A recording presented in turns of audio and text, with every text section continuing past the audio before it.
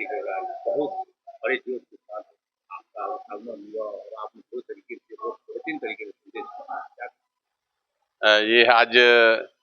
यहाँ बिहार में दानापुर में पटना के पास हमारे शहीद आजम भगत सिंह का युवा छात्र और कांग्रेस के कार्यकर्ताओं ने ये शहीदी जयंती जो मनाई है हमारे शहीद भगत सिंह जी की। हर साल मनाते हैं, लेकिन आज हमें मौका मिला इसमें आने का। तो इसमें चर्चा हुई है कि अगर क्रांतिकारी हमारे शहीद भगत सिंह जी और भी जिन्होंने इस ब्रिटिश गवर्नमेंट के साथ लड़े और शहीद हुए और आज़ादी के लिए लड़ते रहे, और आज यहाँ ये बताया गया है सभी छात्रों को, युवाओं को, और यहाँ भाई बहन बैठे थे कि इस प्रदेश में जो लोगों के साथ अन्याय हो रहा है, चाहे वो आपके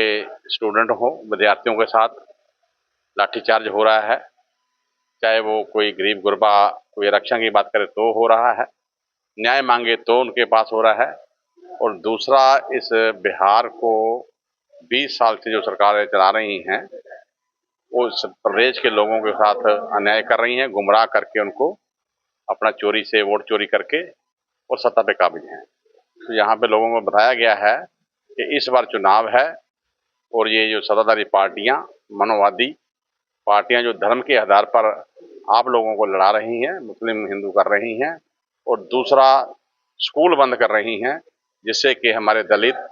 पिछड़ा, अति पिछड़ा और गरीब आदमी जो है वो अशिक्षित रहे। और जब तक लोग इस देश में जो नागरिक हैं, आने वाली जो बच्चे पीढ़ियां हैं और अशिक्षित रहेंगी, तो ये लोग जो मनोवादी लोग हैं ये सत्ता में काबिज रहेंगे और लोगों को बंधुआ मजदूर बना के उनसे काम लेंगे। इसलिए ये लड़ाई जो शहीद आजम की जयंती बनाई है, इसी संदर्भ में ये प्रोग्राम हुआ है कि आने वाले चुनावों में अगर आप लोगों को आज़ादी चाहिए, शिक्षा चाहिए, व्यापार चाहिए, रोजगार चाहिए, तो मिलकर एकजुट होकर अपनी आवाज को बुलंद करें, जिससे कि इन सत्ताधारी पार्टियों को इस काबिज जो देश में कब्जा कर रही हैं उनको सत्ता से बाहर किया जाए। इस तरीके से तो सर, जिस तरह से जैसे अभी बिहार में चुनाव को लेकर हर पार्टी करिए दौरे पर, लेकिन क्या लगता है कि जिस तरह से बिहार में जातिवाद को लेकर जो चल रही है, क्या आपकी पार्टी यदि जातिवाद को उससे काम कर पाएगी? जी, कांग्रेस पार्टी तो हमेशा ही जातिवाद से ऊपर रही है। उन्होंने कोई कभी धर्म के आधार पर राजनीति नहीं की। हमेशा ही देखो जी, दलित को कितने हमारे अब्दुल कलाम जी हुए, मनमोहन सिंह जी हुए, प्राइम मिनिस्टर हुए, वो राष्ट्रपति हुए, और बहुत सारे जगजीवन राम जी थे हमारे यहाँ, और जो कर्पूरी ठाकुर थे, उन सब ने देखो जी ये सामाजिक न्याय का काम किया था। और कांग्रेस पार्टी ने हमेशा ही, चाहे वो कोई दलित हो, अति पिछड़ा हो, उन्होंने सामाजिक न्याय किया है। अब राहुल गांधी जी सामाजिक न्याय की जो यात्रा लेके चल रहे थे अभी बिहार में, वोटर अधिकार यात्रा, तो वो सामाजिक योद्धा जो हैं वो अकेले लड़ रहे हैं।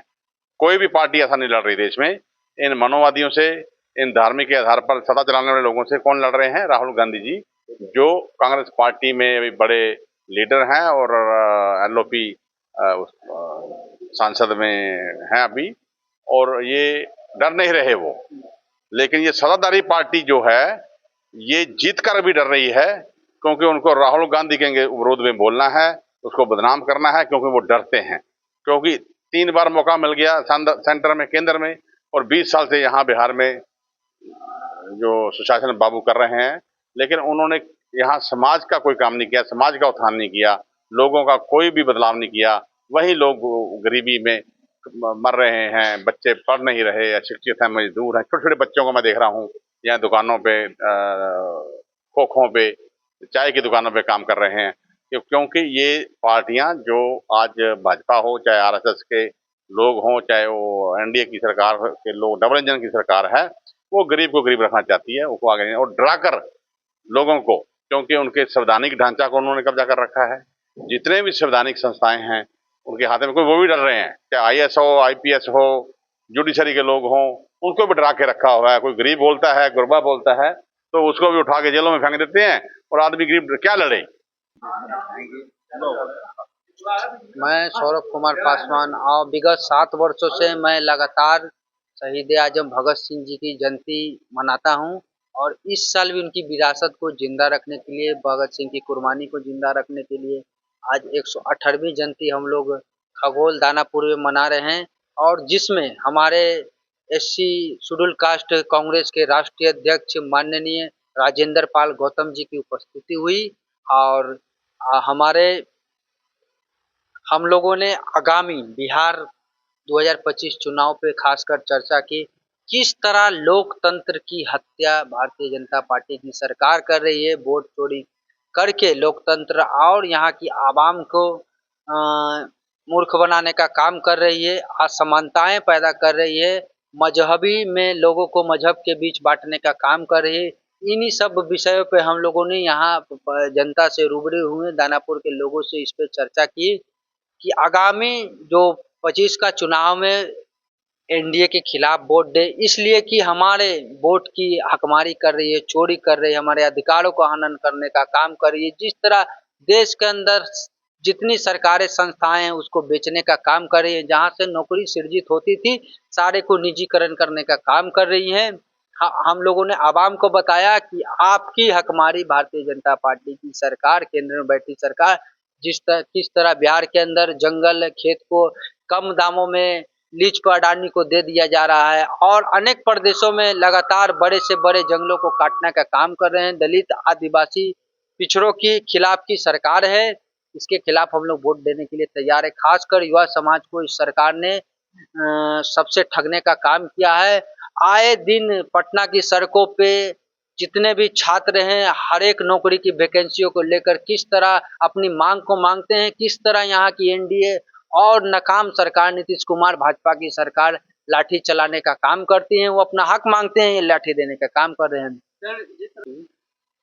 जिस तरह से जो सर बिहार में लगातार अब चुनाव करीब आ रहा है, लेकिन इस पर क्या कहिएगा, महागठबंधन की जो सरकार है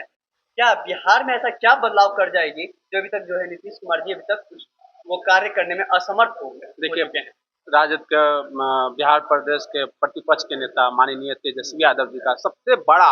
अगर युवा के लिए कहिएगा और एजुकेशन के मामले में जो उनकी सोच है वो सबसे बड़े है, आज तक इतिहास में कभी नहीं हुआ है। वो चाहते हैं कि कोटा के तर्ज पे जो शिक्षा व्यवस्था की जाए। तेजस्वी यादव की भाषण में सुनेंगे और मैनिफेस्टो में भी वो बोले हैं, कई जगह मंचों से बोले हैं कि मैं जो है शिक्षा को एक बड़े स्तर से एक एजुकेशन सोसाइटी खोलूंगा, एक स्टडी एजुकेशन सोसाइटी रहेगा जो बड़ा सा कई सौ एकड़ में खुलेगा, जिसमें सिर्फ जाके शिक्षा दिया जाएगा। कोटे के तर्ज पे यहाँ पे शिक्षा की व्यवस्था की बात की जाती है, जो बहुत बड़ी सोच है जो नीतीश कुमार आज तक नहीं कर पाए। ठीक है, कुछ बहुत डेवलपमेंट जो है नीतीश कुमार के द्वारा हुई है, लेकिन शिक्षा के मामले में जो मूलभूत जो स्टूडेंट को जो है, जो बिहार की जनता को सबसे बड़ी और युवक को, बच्चे को जो आवश्यक है, सबसे बड़ी शिक्षा, और शिक्षा के बारे में नीतीश कुमार वो चीज नहीं कर पाए हैं। जो क्रांतिकारी जो सोच है शिक्षा को लेकर जो तेजस्वी यादव करने वाले हैं, कई सौ एकड़ में बोले हैं, उनके भाषण कई मंचों से वो कह चुके हैं, कई सौ एकड़ में जो है एजुकेशन सोसाइटी खोलना चाहते हैं, एजुकेशन हब खोलना चाहते हैं, जिसमें सिर्फ शिक्षा पे वो उस जगह पे, उस स्थान पर शिक्षा की व्यवस्था की जाएगी, चाहे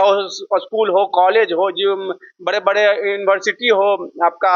मेडिकल कॉलेज हो, इंजीनियरिंग कॉलेज हो, लॉ कॉलेज हो, उसके बाद अनेकों संस्थाएं, कोचिंग संस्थाएं, जिससे बच्चे जो है वहां से बढ़ के आगे बढ़े। ये बहुत बड़ी सोच है। एक नई